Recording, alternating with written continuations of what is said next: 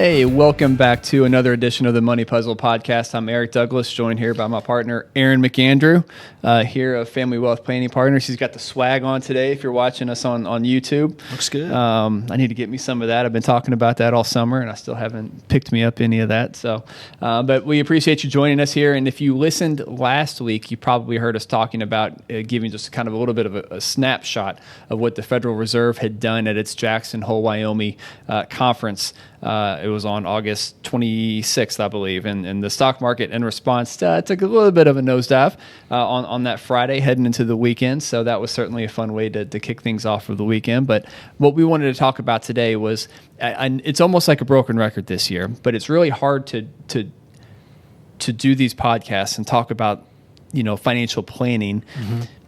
And not talk about inflation and what we do in response to the record inflation and the record stock market volatility that we're really seeing this. We have to talk about it and what we do as a result of it. Don't you think? Yeah, no, absolutely. I mean, we're getting, when I'm having my client meetings or going through review meetings or whatnot, it just, you can't get around the topic of, not that you want to get around the topic, you want to hit everything right ahead, but the topic always comes up is, okay, what do we do now? What do we do in a rising interest rate environment?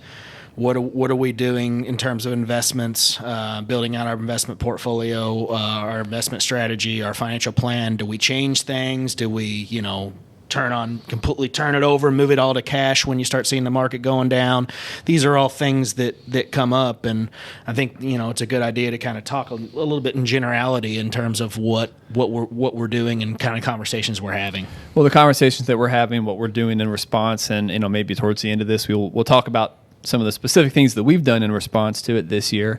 But although everyone is going to be a little bit unique, of course, everyone's situation is different. But yeah, this was kind of your topic today, so I'll let you maybe kick things off and get us started. And what are some of the things that you're seeing as ideas to anytime you see the market reacting the way it has this year. So I'm just going to go back to prior to 2020 when COVID was, when COVID happened and the world kind of shut down. Okay. 2019, double-digit up year, right? 2020 was starting out that way. And then all of a sudden the market fell back significantly because the world shut down. We went into a recession, came out of a recession again at that point in time, but it was like a flash crash almost. That was the fastest from top to bottom that has ever happened. And it was about 6 weeks, I believe, from top to bottom there. If that, but yeah, right. It was very, very fast. So the thing is a lot of people just kind of were like, okay, I want to move that, market went down from top to bottom, I think 36% just in that short period of time. So it felt like every day it was, Dow was 1,000 points down, S&P 500 was 120, 130 down or whatnot. Not a fun time to be in our job, by the way, I should add. No, but what do we do? Like, what do you do? Is it, hey, just sit it and leave it? Is it just, what kind of investments you have? And I think the answer to that always goes back to what we do, and that's planning. So having a financial plan in place and not letting the investments dictate what your decisions are, letting the plan dictate what investments you have and what investments to use. So there's multiple ways that we can position portfolios, and not even just position the portfolio, but what type of investment vehicles can we use inside of these financial plans in order to allow someone to reach their goals. That's the purpose of planning, is making sure you're not going to run out of money in retirement, and then you can fund as many of the goals, if not all the goals, that you have as possible. And typically our goal is to make those things happen in the safest way possible. Yep. With the least amount of risk, instead of with the least amount of risk that we're taking within your portfolio. Yep. So again, a couple of the questions that come up when you see the market going down, as quickly as it has, or some of these big drops, I guess is what you'll say. We had the market lows, quote unquote lows, on June 16th, I believe it was this year that they had that, and then we kind of had a late midsummer to summer market rally. We'll figure out if that's a bear market rally or what's going on. At this point, it's looking like it is, but yes. So, we'll figure that out. But the questions that come up during review meetings, or just when you're meeting with prospects even, new clients, onboarding new clients or whatnot, is, okay, what do we do? Should we move it all to cash? Should we move it all to safe, investments or whatnot? And again, that goes back. It's not one person that's specific, but you should have a plan. So your near term, your short term need for that money should already be in something that's pretty safe. So you need access. You're going to use that money from 1 to 5 years or whatnot. Should already be in some type of investment vehicle that's pretty safe. Probably not subject to a lot of the market volatility, both bond market and stock market. Because when we're talking about markets here, I mean, all the markets have been hit by what's going on this year. So, and then again, the next from 6 years to 10 years or 6 years to 12 years, whatever that next horizon is there, should be invested somewhere differently. And then you've got your long-term investment strategy that may or may not change because of the short-term fluctuations that you see right now. So, so a lot of these questions that come up there is, okay, what should we do? And the one question I always have, I'm not a big proponent. I'm stick to the plan and long-term investment, but let's look and make sure that the investments that are in the plan are actually performing the way that they're supposed to, or the way we would expect them to perform in this type of an environment, and even in the positive environments. But that's the biggest thing, is not just taking 100% of that portfolio, moving over to cash and sit on it. Because the first question I come when somebody asks me that question, I say, well, when is going to be the best time to get back in it? What's your signal to get back in? What's your signal to get back in? And you know what most people's signal to get back into the market is? It's when they start seeing that thing. So right now, for example, this is a perfect example of it. What just happened on June the 16th, we were at our quote-unquote lows. Okay? S&P was down over 20% for the year. Yep. Dow Jones was down over 20%. NASDAQ was down over 32% or something. Yeah. Right. So people don't have good sentiment in terms of what the market is doing. They're not happy with it. They moved to cash, or moved to cash before then, okay? What has happened now since June 16th is the S&P has came back about 10%, 12%, something like that, and got up to where it was down about 10%. Now it's down more than that now, but it came back a little bit, okay? The NASDAQ cut his losses in half, basically, okay? The Dow came back quite a bit. So when they start seeing that, it's not 1 day of coming back or 2 days of coming back. It's an entire month of green, where you see the market going up 7%, 8% in 1 month. Now it's time to get back in. Well, and unless you're paying attention to it on a daily basis, which most people don't, let's be real, yep. Unless you're paying attention to it on a daily basis, you're not even going to know that it's happening, especially if you're waiting for like a quarterly statement or something to come, like, oh, hey, it looks like we're getting some recovery. You have to be pretty diligent in paying attention to this stuff if you're trying to be very tactical, I should say. Exactly. As far as when you're going to try to move in and out. Yep. And unfortunately, they say now it's time to get back in. Now it's time to get back in. Well, what are we dealing with now again? Inject some more volatility in the market, and it's only going to take a few of the days like Friday, or if even a few, for people to say, "Give me back out," and now you've officially lost even more than what you were down before. So again, there's no time better than right now to be thinking, okay, do I have a plan? And having a plan is that first step to take to make sure that you're in place, because there's going to be years like this. There's been years like this in the past. There's going to be years like this in the future where you're going to have down years and you're going to be subject to market volatility. There's also going to be years like last year where you're up double digits, and the last few years where you're up double digits, and there's going to be years in between. So I'd say it's something I really appreciate more, and I've always heard it in this business, but I've really appreciated it more over the last couple of years. So much of successful investing is psychological or behavioral, yep, if you will. It's weird because it's so counterintuitive. To be a successful investor, you need to be counterintuitive. When everybody else is scared to invest, that's usually the best time. Yep. And when everybody else is really joyful and happy with the market, you know what? That's usually the best time to pull out of the market. Yep. There's a thing called the fear-greed index. Yep. When greed gets too high, that's the best time to get out, because usually it's a pretense to a market correction. Or when everyone is most fearful. And actually, that fear-greed index was most fearful in June when the market was down. We hit that bear market territory. We are down 20% pretty much in all the major indices. No, that was the best time to get in. Yep. Everyone inherently knows What's the name of the game? Buy low, sell high, right? That's the name of the game. Everyone knows it. It's a lot harder to pull the trigger and actually act on that. So when we think about it from a behavioral perspective, what we want to try to do is remove the behavior component, right? We want to create habits, and that's where just monthly habits, monthly, weekly, annual, whatever it is, however often it needs to be, whatever you can do to automate your savings, automate your investments so you don't think about it. Because when you think about it, that's when your mind gets in trouble. That's when you get in trouble, is when you start thinking about things too much, right? It needs to be instinct. You just need to do it, whether you like it or not. And if you're buying the dips in regularity every single month, every single year, over time, that's how you get the power of compounding interest. Yep. Right? And you're going to force yourself to buy the lows. And over time, you're going to buy more lows than highs. And you're buying more shares at depleted prices. And we know how this works, right? No one here listening to anything that I'm saying this isn't news to anybody. Everyone knows this. But behaviorally, it's really hard to pull the trigger and to actually do these things when you're scared. And that's what makes retirement plans so great. So when I'm working with retirement plans, this is just as recent as 2 weeks ago. Last week and 2 weeks ago, I was doing several account reviews, and I can't believe, or you probably wouldn't believe, the number of people that I meet with that'll say, now's not a good time to put more money into the market. Now's not a good time to be putting money into my investments. And you'll break it down, and I've been using this analogy that has really hit home with a lot of people. They literally will look at me and they'll say, now that makes sense to me. Is now a good time to go out and fill your gas tank up, when it's $4 a gallon? Do you feel good about that? No.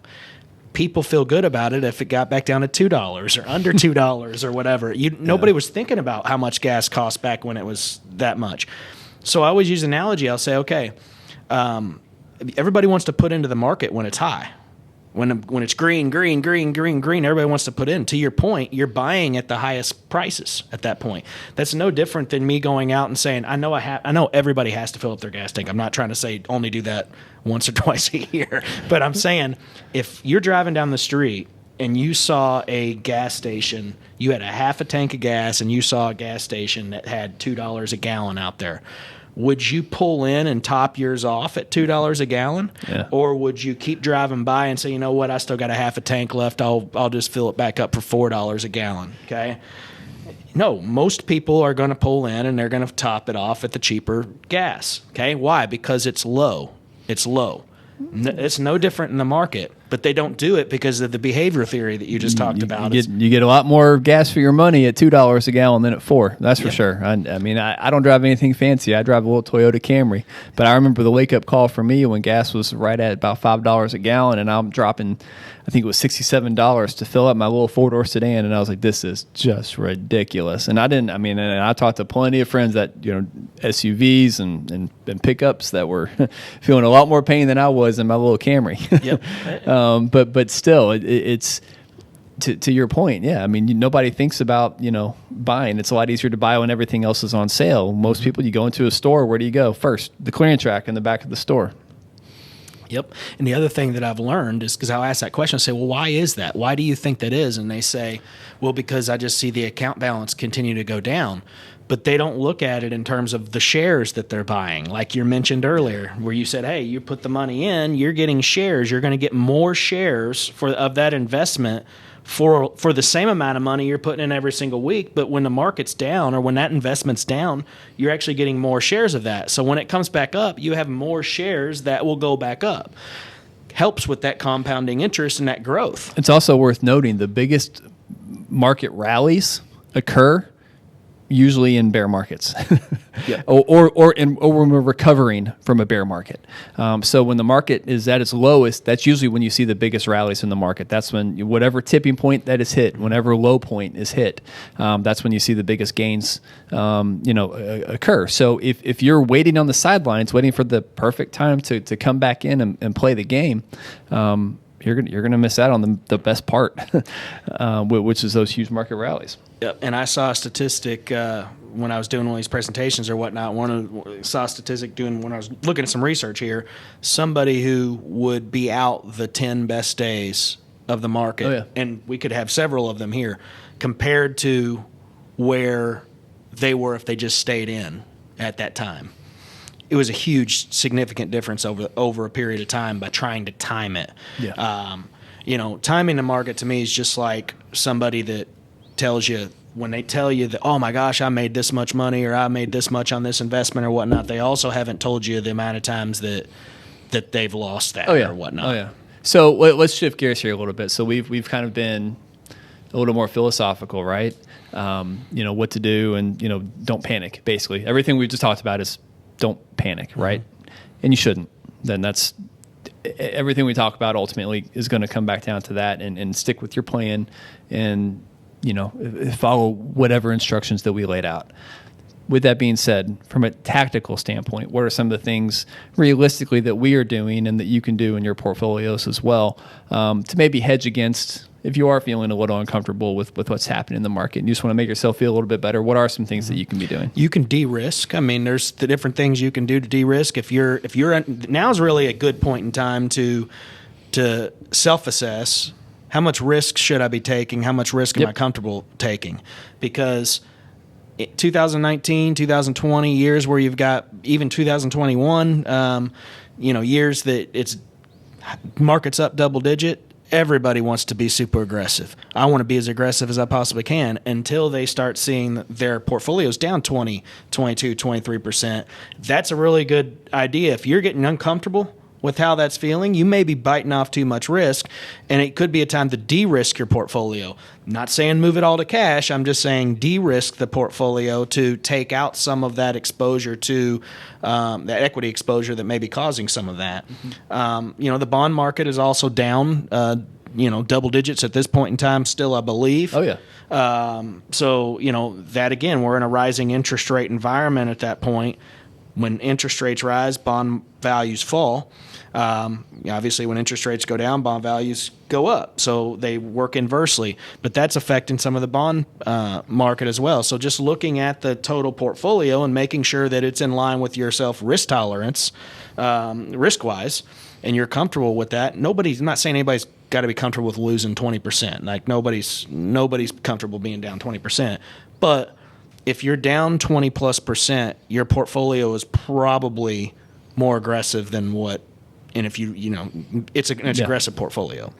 Yeah, so absolutely. And so some things that we've done on our end when we're managing clients' portfolios is we saw very, very early this year, we realized what was happening with the Federal Reserve policy. And they were going to be raising rates, and they announced that they were going to be raising rates through the end of summer at least. And now we know it's going to bleed into the fall.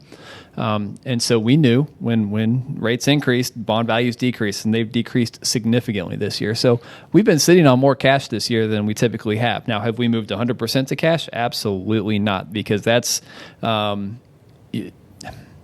overreactionary, right? And we never want to be overreactionary or overly emotional. But from a purely logical standpoint, we made a rational decision. Okay, we see what's happening in the fixed income market. We have the fixed income side of our portfolios are designed to be the hedge against equity risk. So we decided that the safest place for a portion of the fixed income portfolios that we manage, we needed a higher allocation in cash. So we've been sitting in a little bit more cash. I'm not going to give specific numbers for the world to hear or anything, but we've been sitting in higher amounts of cash in pretty much the bulk of our clients' portfolios for a good chunk of this year, which has stemmed off some of the loss in the markets. We made some tactical shifts within our equity portfolios as well. So we've changed, some allocations away from growth-oriented or, tech-heavy types of investments. We talk about the Dow Jones being down, at its low point 20%, but the NASDAQ, which is very tech-heavy, very innovation-oriented, those are the companies that are going to be hit quite a bit worse in an increasing rate environment, because those are the companies that are using a little bit more debt to fund their growth. Mm-hmm. More debt means you're having to pay interest on your debt. When interest rates go up, hey, guess what happens to your balance sheet? You're having to spend more money on your profit and loss statements every month. So functionally, those were a few things that we did. We shifted our focus in the types of equities that we invested in away from growth and away from innovation types of funds into more value-oriented, traditional types of equities.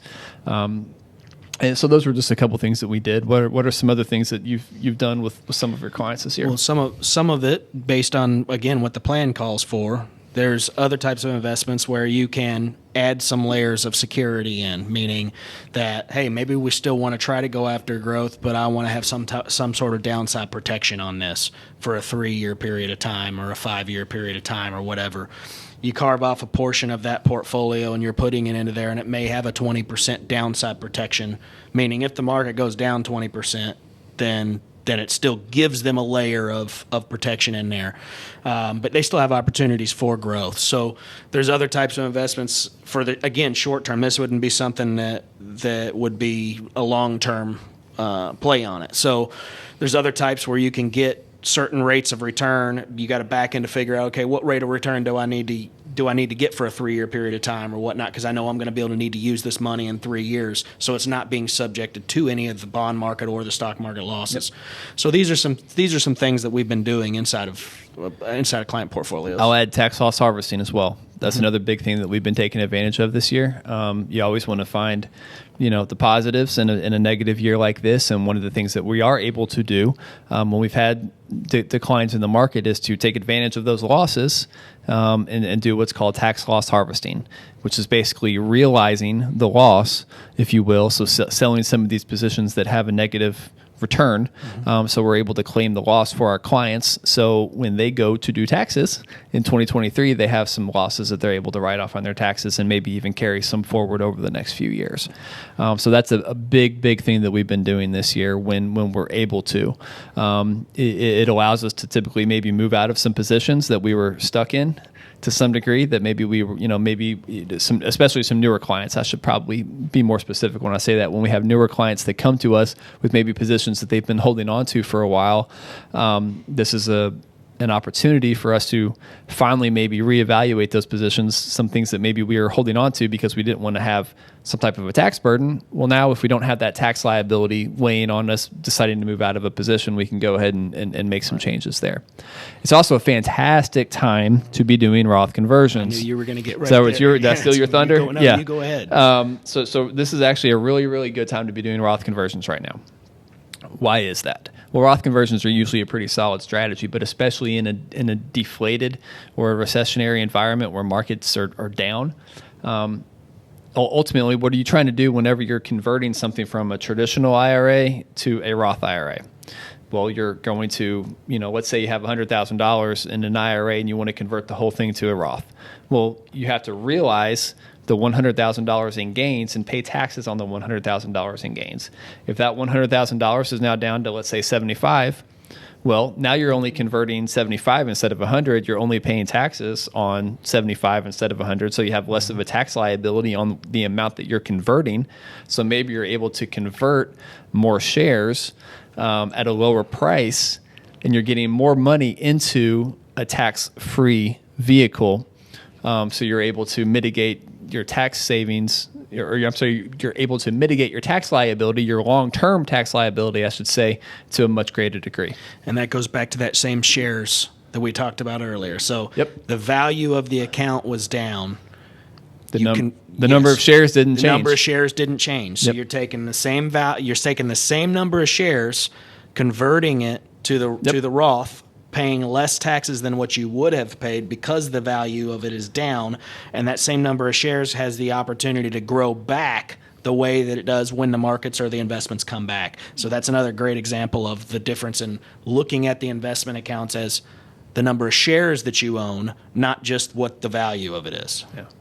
So functionally, do you have anything else, any other tactical strategies that you've implemented or talked to your clients about that you want to make sure that we discuss? The only other one that I have used, and it's not it doesn't always make the most sense to use it, but in some situations it does, is when you have a client that comes either into some money or they are retiring and they've got a lump sum of money they're trying to roll over or transfer over to an IRA. Instead of not being able to predict this market right now and the volatility of it being up and down and not thinking it's going to continue to go down or whatnot, again, not trying to time it, is using that same dollar cost average strategy that we're talking about with retirement plans, but with that lump sum of money and putting it in weekly or monthly or whatnot as that goes, because they always have the ability to pull the trigger and say, hey, let's put it let's dump it all in at this point, but starting out and putting it into investment strategy over time to try to take advantage of, if the markets continue to go down, buying at lower costs. So again, that's something that I've been talking about with 2 clients and several clients like that idea. And if they're on board with that idea, we'll implement that too. Oh, yeah, for sure. Absolutely. So with that being said, do you have questions around your portfolio? Are you making any changes? Do you have questions about what changes maybe you should be making right now? Do you have a plan put together? Is that something you need help with? Please give us a call, 502-200-5210. You can visit our website, fwppartners.com. You can schedule a meeting directly from the homepage of our website if that's easiest for you. Even schedule just a free 15-minute consultation, and we'll be more than happy to start chatting with you and making sure any of the questions and concerns you have about your personal financial situation are properly addressed. We'd love to have you come in. If you have any more questions, please come in to see us as well. We'd love to address those. And if anything that we had to say today resonates with you or resonates with any friends or family that you think might benefit to hear it, we welcome you to please share our content. We would greatly appreciate that. With that being said, thanks for joining us, and we'll see you next time. The information given herein is taken from sources that IFP Advisors, LLC, doing business as Independent Financial Partners, IFP, IFP Securities, doing business as IFP, and its advisors believed to be reliable, but it is not guaranteed by us as to accuracy or completeness. This is for informational purposes only, and in no event should be construed as an offer to sell or solicitation of an offer to buy any securities or products. Please consult your tax and/or legal advisor before implementing any tax and/or legal related strategies mentioned in this publication, as IFP does not provide tax and/or legal advice. Opinions expressed are subject to change without notice and do not take into account the particular investment objectives, financial situation, or needs of individual investors. This report may not be reproduced, distributed, or published by any person for any purpose without IFP's express prior written consent. Securities offered through IFP Securities, LLC, doing business as Independent Financial Partners, IFP, member of FINRA and SIPC. Investment advice offered through IFP Advisors, doing business as IFP, a registered investment advisor. IFP and Family Wealth Planning Partners are not affiliated. The information given herein is taken from sources that IFP Advisors, LLC, doing business as IFP, IFP Securities, LLC, doing business as IFP, and its advisors believed to be reliable, but it is not guaranteed by us as to accuracy or completeness. This is for informational purposes only, and in no event should be construed as an offer to sell or solicitation of an offer to buy any securities or products. Please consult your tax and/or legal advisor before implementing any tax and/or legal related strategies mentioned in this publication, as IFP does not provide tax and/or legal advice. Opinions expressed are subject to change without notice and do not take into account the particular investment objectives, financial situation, or needs of individual investors.